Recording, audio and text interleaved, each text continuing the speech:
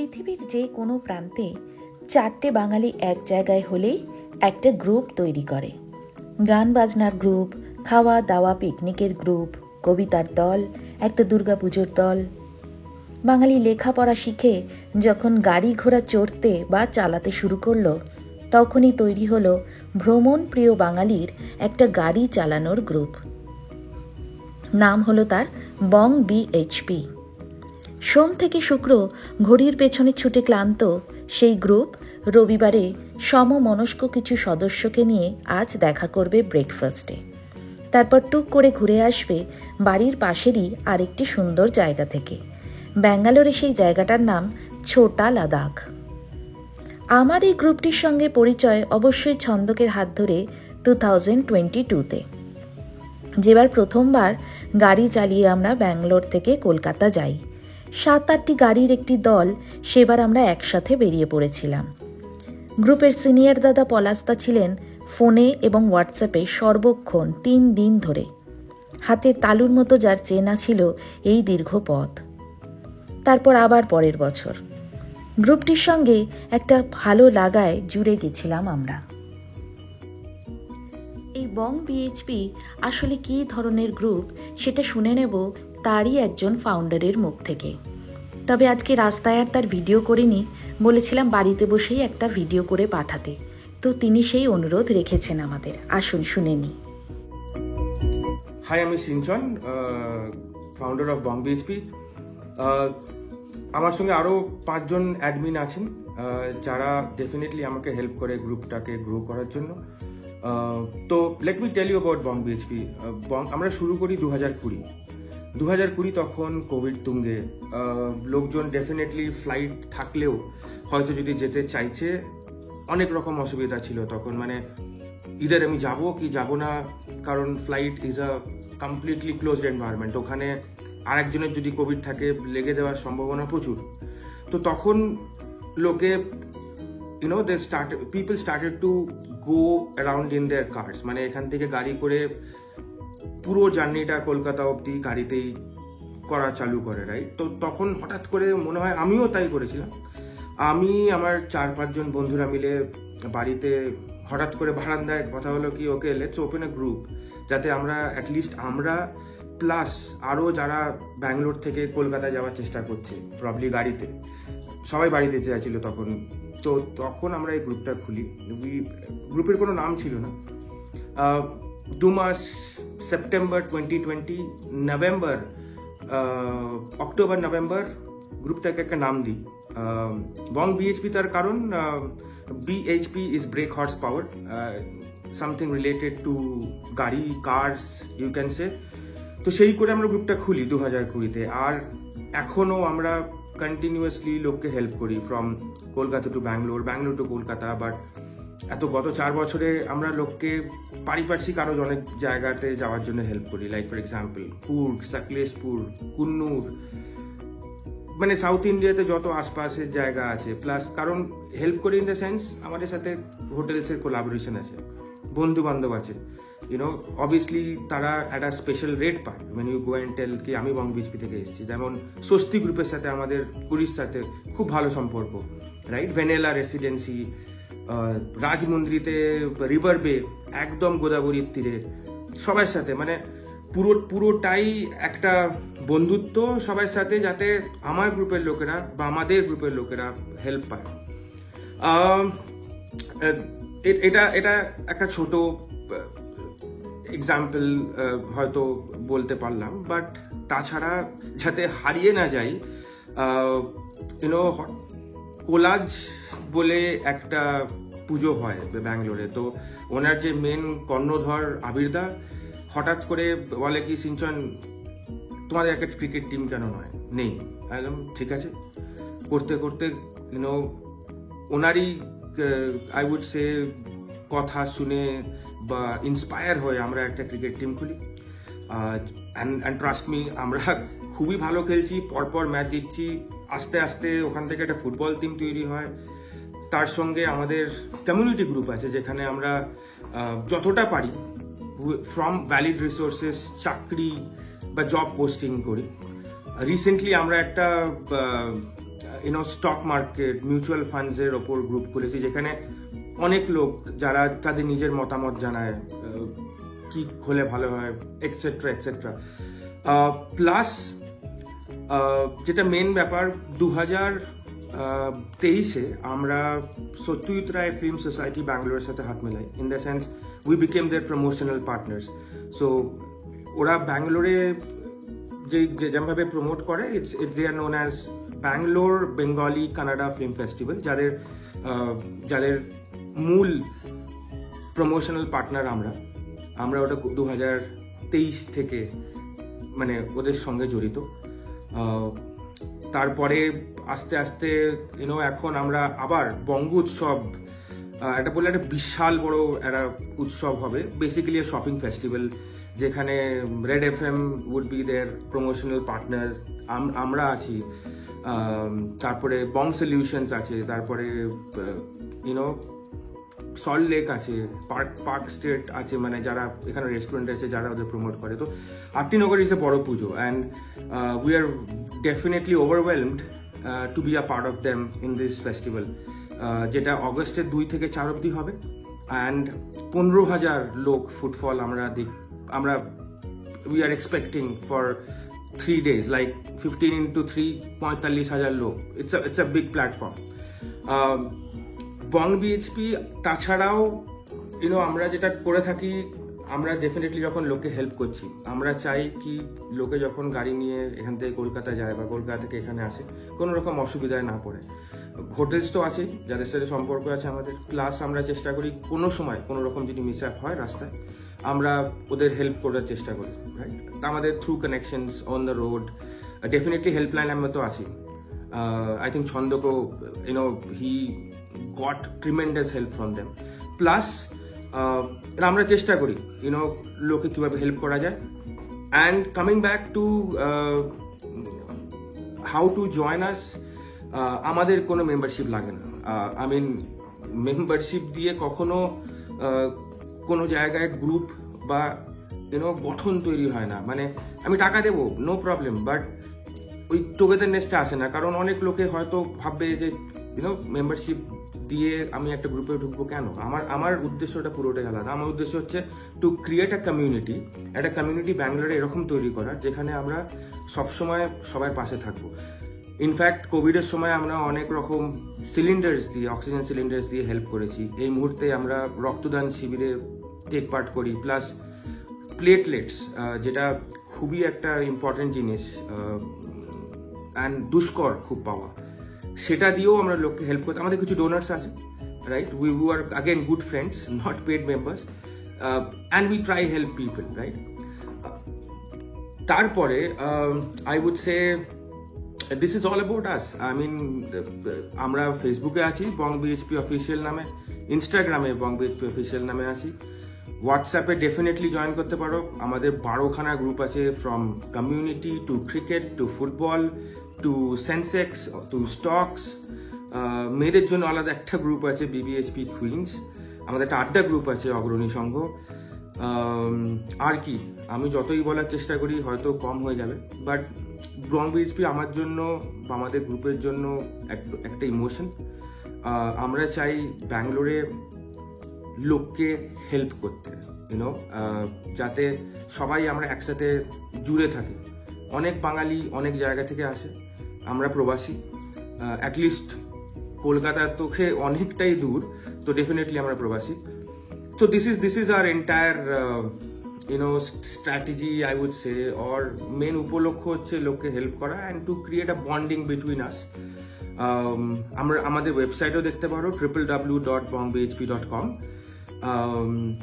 আর কি, any time তোমরা যদি কোনো রকম ভাবে জয়েন করতে চাও, তুমি ছন্দককে ডেফিনেটলি মেসেজ করতে পারো, বা ডাইরেক্টলি ফেসবুকে গিয়ে বং বিএইচপি লিখলে there is only one group which will come in that name. তো তোমরা সবাই ভালো থেকো, আর অগস্টে ডেফিনেটলি ভুলো না আসার কথা। সবার সাথে দেখা হবে। আর আমাদের next drive again in August.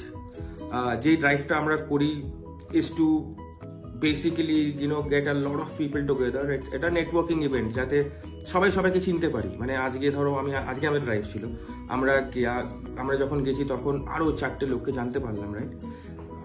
আরেকজনকে জানতে পারলো, মানে ছন্দকের সাথে 3-4 জনের আলাপ হলো, আমার সাথে 3-4 জনের আরও আলাপ হলো, যাদের সাথে গ্রুপে কথা হয় কিন্তু কোনোদিন মুখ দেখিনি। So that's all is Bong BHP all about. It's an emotion for all of us. তোমরা ভালো থেকো, সঙ্গে থেকো। Thank you. NH-75 এর উপরে পাকশালা বলে যে রেস্টুরেন্টটি আছে, সেখানেই আজকে আমরা প্রথমে দেখা করব সবাই।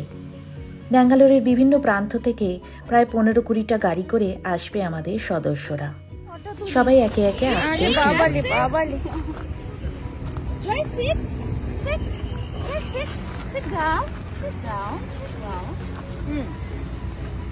কি নাম ওর?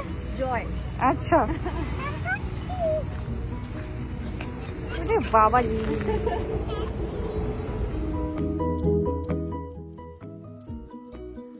সবাই বাবা মা, ফ্যামিলির বাকি সদস্যরা, ছোট ছোট 4 সদস্য সবাইকে নিয়ে একে একে জড়ো হচ্ছেন এখানে। সবাই এসে পৌঁছে গেলে এরপর আমরা চলে যাব ব্রেকফাস্ট করতে। তারপরে যাব ছোটা লাদাখ বলে সেই জায়গাটায়। এখানে যারা ব্যাঙ্গালোরের ব্লগ দেখেন তারা কিছু পরিচিত মুখ দেখতে পাবেন। দেখুন তো চিনতে পারছেন নাকি?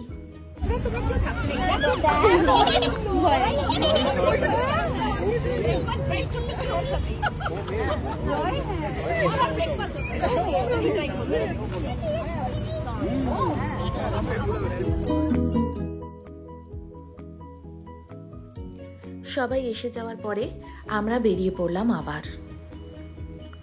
আমরা এই যে পটুম্যানকে নিয়ে সবার মধ্যে যাই, মিশতে চাই সবার সঙ্গে, তার একটা কারণ যেমন পটুকে সামাজিক আদব কায়দাগুলোর সঙ্গে অভ্যস্ত করে তোলা, তেমনি আরও একটা বড় কারণ হচ্ছে এই গ্রুপগুলোতে ওর বয়সী বা ওর থেকে ছোট বড় যে বাচ্চারা আসছে, যারা পটুম্যানদের মতো বাচ্চাদের হয়তো কোনো দিন দেখেনি, তাদেরও একটু চোখে পড়বে।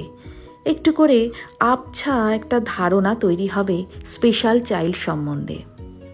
আচ্ছা, আমার বয়সী একটা বন্ধু বা দাদা একটু আলাদা, এবং এটা যে খুব একটা অস্বাভাবিক কিছু নয়, এটা ওই ছোট বয়স থেকেই ওদের মনের মধ্যে ঢুকে যেতে শুরু করবে।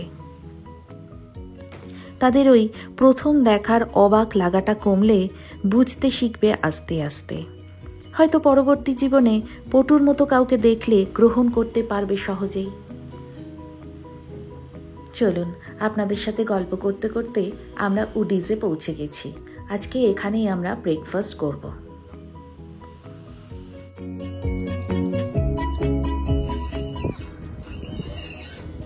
ব্রেকফাস্ট করতে ঢোকার আগে সব কটা বাচ্চা এই পার্কটায় চলে এলো। খুব সুন্দর একটা পার্ক রয়েছে জানেন, উডিজ লাগোয়া।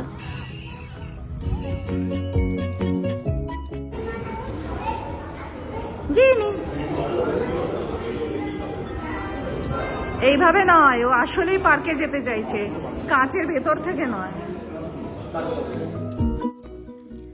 এই যে আমরা সবাই মোটামুটি চেয়ার টেনে বসে পড়েছি টেবিলে। খিদেও পেয়েছে বেশ, প্রায় 9টা বাজে। খাওয়া দাওয়ার পরে আপনাদেরকে রেস্টুরেন্টের বাকি অংশগুলোও একটু ঘুরিয়ে দেখাবো। এখানে শুধু আমরাই নয় জানেন, দারুণ দারুণ সুন্দর বাইক নিয়েও একটা দল বেরিয়েছে আজকে ঘুরতে, তারাও এসছেন এখানে। আমি আপনাদেরকে ব্রেকফাস্ট করে গিয়ে সেই সুন্দর সুন্দর বাইকগুলোও দেখাবো একবার। আমার বিশেষ কোনো ধারণা নেই বাইক সম্বন্ধে, তবু একবার দেখাবো। একে একে চলে আসছে আমাদের ব্রেকফাস্ট আইটেমগুলো। একটা পোঙ্গল নিয়েছি, যদি একটু পটু খায়। এটা একটা খারা ভাত বা উপমা রয়েছে, আর তার সঙ্গে 2টো মশলা ধোসা নেব। প্রত্যেকটা খাবারই খুব ভালো খেতে, দারুণ ফ্রেশ, একেবারে গরম গরম। ইনি হচ্ছেন গিনি, আমাদের গ্রুপের সব থেকে ছোট মেম্বার। আপন পর জ্ঞান তৈরি হয়নি এখনো, সবার কাছে যায়। চলুন, খাওয়া দাওয়া তো হয়েই গেল, এবার আপনাদেরকে রেস্টুরেন্টটাও একবার ঘুরিয়ে দেখিয়ে দিই। কি সুন্দর লেগেছে আমার এই রেস্টুরেন্টটা আজকে। ভীষণ ওপেন এয়ার একটা অ্যাটমসফিয়ার আছে, আর খাবারগুলো ভীষণ টেস্টি আর ফ্রেশ। তবে দাম আমি বলতে পারবো না, কারণ একসঙ্গে বিল পে করা হয়েছিল। এবার চলছে ফটো সেশনের প্রস্তুতি। একটা বিশাল গ্রুপে সবাইকে একসঙ্গে জড়ো করে এনে ফটো তোলাটা বেশ একটা পরিশ্রম সাধ্য ব্যাপার। চলুন বাইকগুলো এবার দেখে আসি। বাইক সম্বন্ধে আমার নলেজ একেবারে জিরো, তবে সবাই বলছেন এই বাইকগুলো নাকি দারুণ। সেই কারণে ভাবলাম আপনাদের সঙ্গে শেয়ার করি। কারুর যদি একটু বাইকের প্রতি আগ্রহ থাকে হয়তো তার দেখতে ভালো লাগবে। বাইকগুলো দেখা হয়ে গেলে আপনাদের সঙ্গে আলাপ করাবো একজনের। ব্যাঙ্গালোরে যারা বাংলা ব্লগ দেখেন তাদের কাছে অতি পরিচিত প্রিয় একটি মুখ। আচ্ছা, হ্যালো, হয়েছে? স্টার্ট হ্যাঁ। বলো। আজকে আমরা এসেছিলাম এখানে বং বিএইচপির একটা ব্রেকফাস্ট নিতে। সেখানে ব্যাঙ্গালোরের ভীষণ পরিচিত এক মুখের সাথে দেখা হয়ে গেল। Thank you so much. সবাই দেখো আর এই পাশাপাশি সেন্সেশনও দেখো। খুব ভালো লাগলো আলাপ হয়ে। Thank you. সেন্সেশন ব্যাঙ্গালোরের একটি বেশ বড় ইউটিউব চ্যানেল। অনেকেই হয়তো ওনাদের চিনবেন আপনারা। আসুন এবার আমাদের গ্রুপের সমস্ত গাড়িগুলো একটা রাউন্ড দিয়ে ঘুরবে এখানে, আর আমরা সেটার ভিডিও করছি, আপনাদের সঙ্গেও শেয়ার করলাম সেটা। জীবন যতদিন পারমিশন দিচ্ছে আমরা আর না করছি না, বেরিয়ে পড়ছি।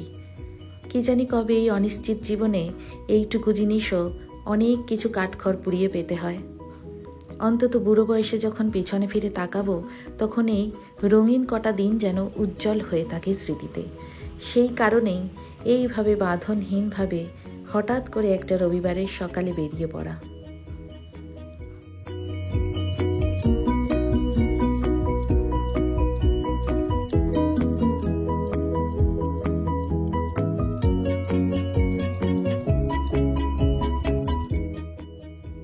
এবার আমরা রওনা হচ্ছি ছোটা লাদাখের উদ্দেশ্যে। ভিডিও করতে গিয়ে আমি না শেষে বাদ পড়ি। সবাই তো প্রায় রওনা দেওয়ার জন্য রেডি। যাই, ঝট করে গিয়ে গাড়িতে উঠি আগে। চলুন এবার আমরা চলে যাই ছোটা লাদাখে। ছোটা লাদাখ জায়গাটা আমাদের বাড়ির থেকে মোটামুটি 35 to 40 কিলোমিটার্সের মধ্যেই হয়। আর ব্যাঙ্গালোরের মেইন সিটির থেকে যদি আপনি আসেন তাহলে 60 কিলোমিটার্স মতো পড়ে। এই জায়গাটা NH75 দিয়েই যেতে হয়। শুনেছি সামনের থেকে নাকি একটা লেফটে টার্ন আছে, একটা গ্রামের মধ্যে দিয়ে ওই 3.5 কিলোমিটার মতো গেলে জায়গাটায় পৌঁছে যেতে পারবো। আমরা গুগল ম্যাপসেই লোকেশনটা দিলাম ছোটা লাদাখ ভিউ পয়েন্ট বলে, সেটা ফলো করেই যাচ্ছি। আমি আপনাদেরকে এই লোকেশনটাই ডেসক্রিপশনে পিন করে দেব। একটা NH75-এর উপর থেকে লেফট টার্ন নিলাম। এবার একটু গ্রামের পথ ধরে সোজা চলে যাচ্ছি। এই পর্যন্ত রাস্তা কিন্তু বেশ ভালোই রয়েছে। ছোটা লাদাখ জায়গাটা সম্বন্ধে আমি যতটুকু যা জানতে পারলাম সেটাই আপনাদের সঙ্গে একটু শেয়ার করি। আমার যদি জানায় কিছু ভুল থাকে আমাকে অবশ্যই জানাবেন। কিন্তু আমি যতদূর শুনলাম এখানে ওই পাথর খাদান টাইপের একটা জিনিস ছিল যেটা বহুকাল ধরে পরিত্যক্ত, এবং তাতেই বৃষ্টির জল পড়ে একটা লেকের মতো সৃষ্টি হয়েছে, যেটা ওই 200 ফুট ওপরের ওই পাথরের ওপর থেকে দেখতে অদ্ভুত ভালো লাগে এবং জায়গাটা অনেকটা লাদাখের মতো দেখতে লাগে। সেই কারণেই এই জায়গাটার নাম ছোটা লাদাখ। বেশ গ্রামের মেঠো পথ ধরে চলে যাচ্ছি। লাস্টের 2 কিলোমিটার মতো রাস্তা বেশ এবড়ো খেবড়ো ভাঙাচোরা আছে। দেখতেই পাচ্ছেন আপনারা রাস্তার অবস্থা। রাস্তার অবস্থা বেশ খারাপ হলেও একটা সুবিধার কথা হচ্ছে গাড়ি কিন্তু একদম ওপর অবধি নিয়ে যেতে পারবেন, মানে ওই ভিউ পয়েন্টটা অবধি আর কি। তো সঙ্গে বয়স্ক মানুষজন থাকলে বা ছোট বাচ্চা থাকলে হাঁটাহাঁটির কোনো চাপ নেই।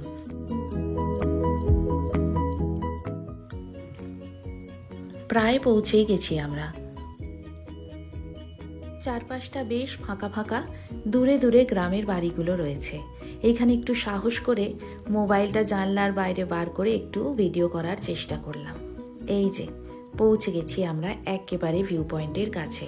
চলুন গাড়ি থেকে নেমে আপনাদের জায়গাটা একবার দেখিয়ে আনি। আমরাও দেখব এবং এটা প্রথমবারই দেখব আমরা।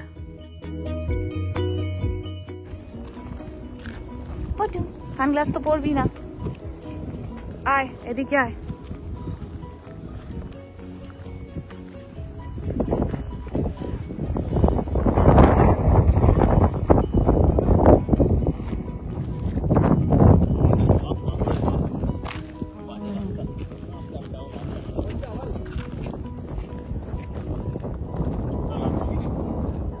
রাস্তার অবস্থা দেখে যা বুঝছি, বর্ষাকালে যদি আসেন খুব সাবধান, কিন্তু সেই রকমই জুতো পরে আসবেন, কারণ পাথরের ওপরে পিছলে যাওয়ার আশঙ্কা থাকবে।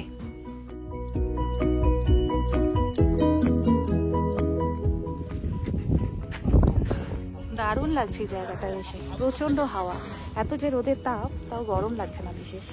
বাবু এইসব যে বটুমান সকাল থেকে ঘুরে ঘুরে ক্লান্ত। চলুন মেন জায়গাটায় যাই, আসুন আসুন।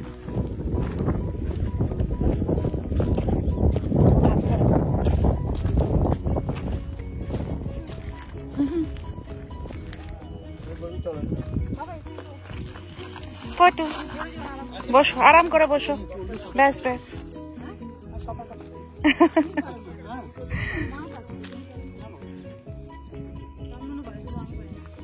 আমিও পারি না, এত উঁচু থেকে পড়লে এমনি পাথর তো ব্যথা লাগবে, মাথায় টাথায় লেগে গেলে আর সাঁতার কাটা হবে না। হ্যাঁ হ্যাঁ, কি মানে ম্যানমেড মনে হচ্ছে সাইড গুলো দেখে। হ্যাঁ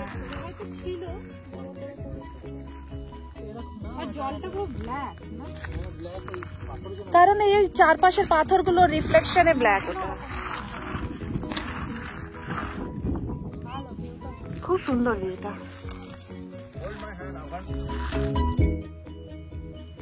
বেশ ভালো লাগছে জায়গাটা এসে, বিশেষ কিছু দেখার নেই, এই ভিউটাই হচ্ছে একমাত্র জিনিস এখানে দেখার। বয়স্ক বাবা মারা, ছোট ছোট কচিকাচারা সবাই বেশ খুশি। চলুন ওপরটায় গিয়ে দেখি সেখান থেকে দেখতে কেমন লাগছে। বাহ, এখান থেকে দেখতে তো আরো সুন্দর লাগছে। হয়তো এই জায়গাটা লাদাখের সঙ্গে অল্প কিছু মিল পেয়ে কেউ একজন নাম রেখেছিলেন ছোটা লাদাখ। এই যে জলে ঘেরা একটা ছোট্ট জায়গা আর দূরে অনেক পাহাড় দেখা যাচ্ছে, সেই কারণেই হয়তো এই জায়গাটার নাম ছোটা লাদাখ। আসল লাদাখে তো আমার কোনোদিনও যাওয়া হয়নি, তাই আমি জানি না যে সেই জায়গাটা কীরকম। আপনারা যারা লাদাখ দেখে এসছেন তারা বলতে পারবেন এই জায়গাটার নাম ছোটা লাদাখ রাখাটা কতটা যুক্তিযুক্ত। তবে খুব ভালো লাগবে এই জায়গাটায় এসে, বেশিক্ষণ না থাকলেও অল্প সময় কাটিয়ে গেলেও মনটা বেশ ফ্রেশ লাগবে। আর যেহেতু এটা শহরের এত কাছাকাছি, টুক করে সকালবেলা ঘুম থেকে উঠে গাড়ি নিয়ে একটু ঘুরে চলে যেতে পারবেন।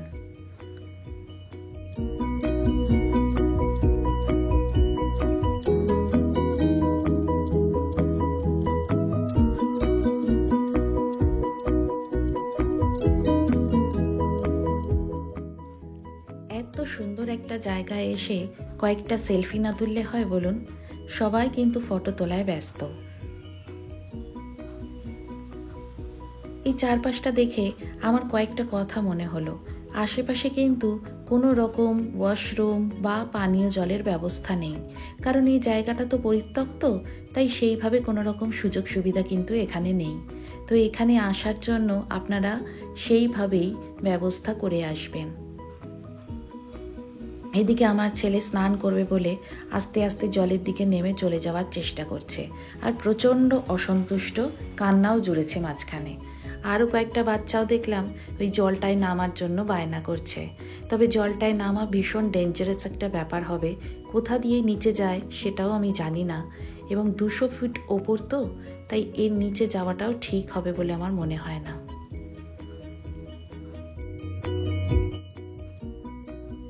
এই জায়গাটায় কোনো রকম আলোর ব্যবস্থা নেই, তাই জন্য বলবো যদি আপনারা আসেন তো সকাল সকাল এসে আবার সন্ধে নামার আগেই ঘুরে চলে যাবেন। সন্ধ্যের পর এখানে থাকাটা ঠিক কাজ হবে না। চারপাশটা দেখছেন একেবারে ফাঁকা ধুধু। তবে দিনের বেলা আমরা যে সবাই মিলে এসছি আমাদের একটুও আনসেফ মনে হয়নি। বেশ ভালো লেগেছে জায়গাটা। আমরা ছাড়াও আরও অনেকেই আসছে দেখলাম এখানে ঘুরতে। ছোটা লাদাখ ব্যাঙ্গালোরে বেশ পরিচিত জায়গা। যাই হোক, আমাদের আজকের মতো ঘোরা কমপ্লিট। বং বিএইচপি গ্রুপকে টাটা করে এবার আমরা চলে যাব বাড়ির উদ্দেশ্যে। এবার একটা ইম্পর্টেন্ট কথা বলে রাখি, এখানে কোনো ধরনের প্রবেশ মূল্য লাগে না এবং পার্কিংয়েরও কোনো চার্জ লাগে না। তবে আশপাশের গ্রামবাসীরা যদি আসেন অল্প কিছু ওনাদের হাতে দিয়ে দিতে পারেন। ছন্দকও দেখলাম অল্প কিছু টাকা দিল ওনাদের। আজকের মতো আসি তাহলে। খুব তাড়াতাড়ি ফিরে আসবো অন্য একটা নতুন গল্প নিয়ে। ভুল ত্রুটি কিছু থাকলে ক্ষমা করে দেবেন। সবাই খুব ভালো থাকবেন আর আমাদের পাশে থাকবেন।